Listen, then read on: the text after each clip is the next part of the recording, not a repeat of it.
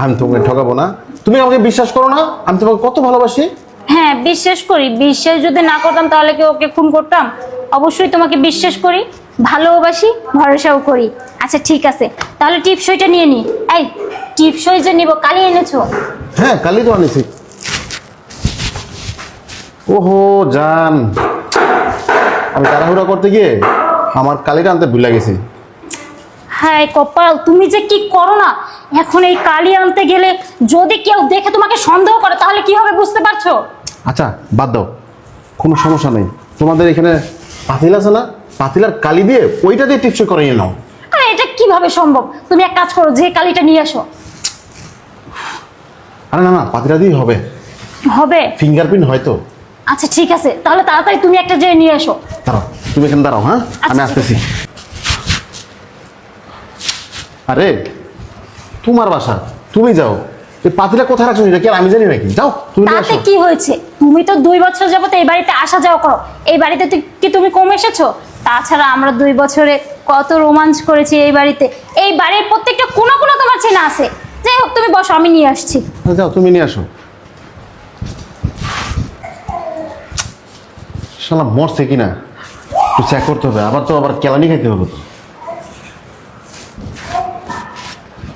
কিন্তু আবার কেলানি খাইতে সমস্যা না। মারা গেছে। ওই কই গো কই, আসো না কে?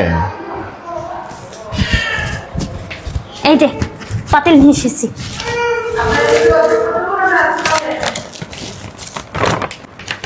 আরে টিপস দেখি কলম নিয়ে সিগনেচার করে দিচ্ছি।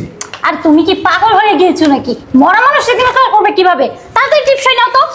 আরে কলম নিয়ে টিপস নিয়ে লাগবে না।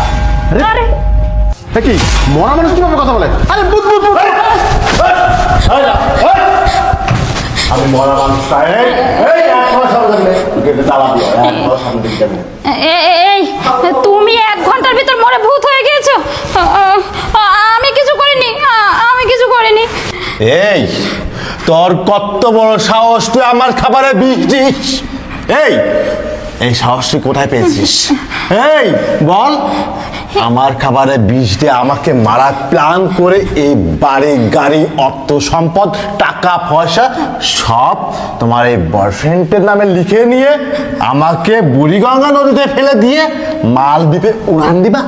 মালদ্বীপ? বাবা খুব সুন্দর, খুবই সুন্দর। এতদিন আমি দুধ কলা দিয়ে কাল সাপ পুষেছি। আমার খেয়ে আমার গায়ে আমার জায়গায় থেকে আমাকেই ছুরি মেরে দিলে এইভাবে? আমি তো কখনো ভাবতে পারি নাই। এই আমি তো কখনো ভাবতে পারি নাই তুই আমার সাথে এত বড় গেম খেলতেছিস। এই তোর আমি কে? আমি কে তোর? আমি তোর স্বামী। তোর যদি আমাকে ভালোই না লাগতো তাহলে তুই আমাকে বলতে পারতি, আমি তোর লাইফ থেকে না স্বেচ্ছায় সরে যাইতাম। কিন্তু সেটা না করে তুই আমাকে মেরে আমার অর্থ সম্পদ তুই তোর এই বয়ফ্রেন্ডের নামে লিখে নিবি। এটা তো আমি হতে দিব না। তোর কত বড় সাহস! এই তোর কত বড় সাহস! এই তোর কোন জিনিসের অভাব দিয়েছি আমি বল? তুই আমার এখানে থেকে কোন জিনিসের অভাব পেয়েছিস যে তোর লাইফ থেকে আমাকে মেরে ফেলতে হবে, আমাকে মেরে ফেলার প্ল্যান করতে হবে? বল বল, কথা বল। কিন্তু আমার প্রশ্ন হলো গিয়ে, তুমি যদি এই তরমুজগুলো খেয়েই থাকো তাহলে তো এতক্ষণে তোমার মারা যাওয়ার কথা। তুমি মারা যাওনি কেন? তুই এখন এসে মরা নিয়ে পড়ে আসছিস। তুই কতটা নিম্ন লেভেলে চলে গেছিস, কতটা জঘন্য হয়ে গেছিস। তুই এখনো পর্যন্ত আমার মরার কামনা করতেছিস। এই আমি তোর স্বামী, আমি তোকে ভালোবেসে বিয়ে করেছিলাম। এটা না আমি তোকে জোর করে বিয়ে করেছি। তুই আমার সাথে মত নাই আমার সাথে থাকার। কেন কেন আমার মারার প্ল্যান কেন করছিস? আর হ্যাঁ কি বললি, আমি যদি তরমুজ খেতাম তাহলে আমি এতটাই মরে যেতাম, কিন্তু মরে না যে আমি এখনো জীবিত আছি কিভাবে? এই তাহলে কি শুনতে চাস? কথা বল, শুনতে চাস? হ্যাঁ শুনতে চাই। আমার বাড়ির কাজের ছেলে, আমার কাজের ছেলে অনেকবার বলেছে, অনেক দিন বলেছে, স্যার আপনি অফিসে যাওয়ার পরে ম্যাডাম বাইরের থেকে পরপুরুষ নিয়ে বাসায় সময় কাটায়।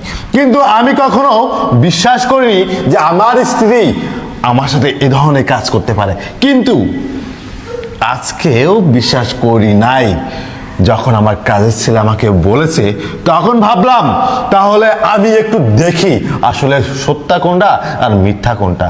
এই কি রে, এগুলো কি বল? তোর যদি আমার টাকা পয়সা অর্থ সম্পদের যদি প্রয়োজন হতো আমি তোর নামে লিখে দিতাম।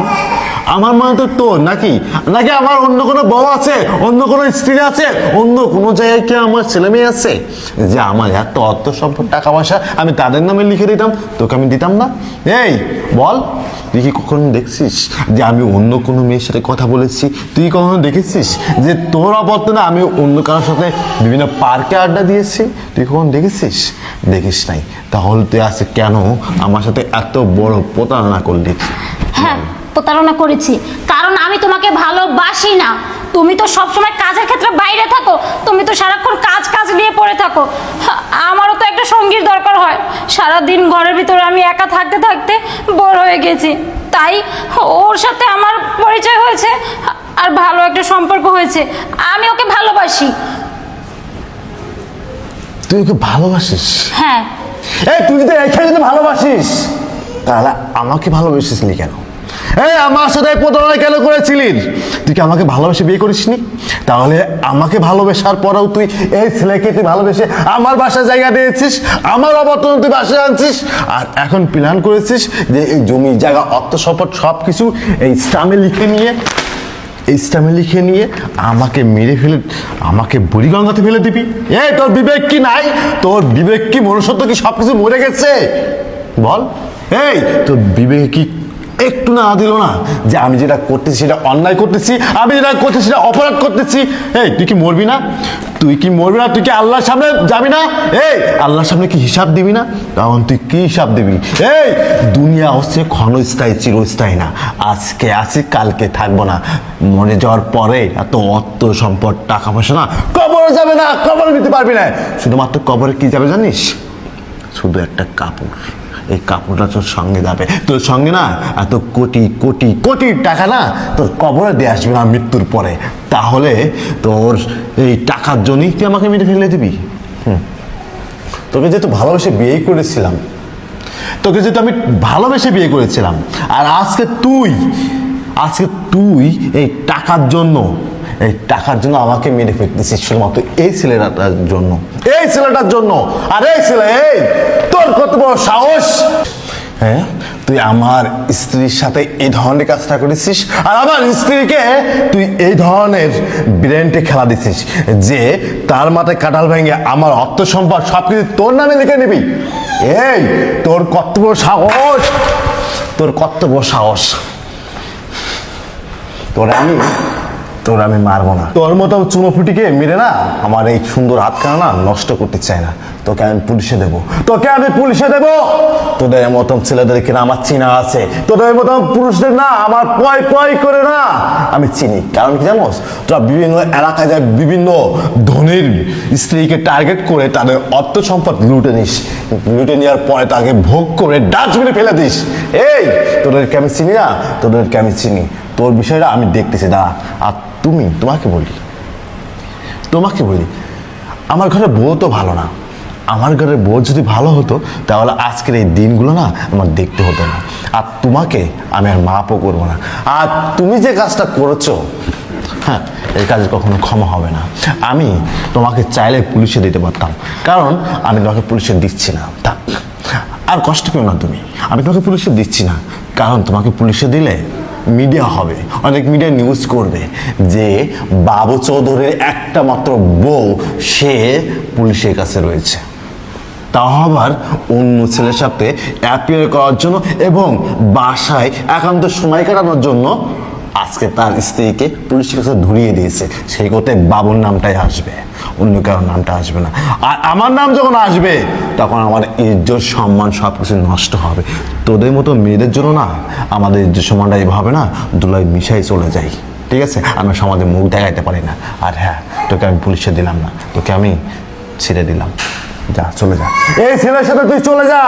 তোকে নিয়ে না আমি আর সংসার করব না। তোকে কালকেই ডিভোর্স পেপার আমি পাঠিয়ে দিব। যা।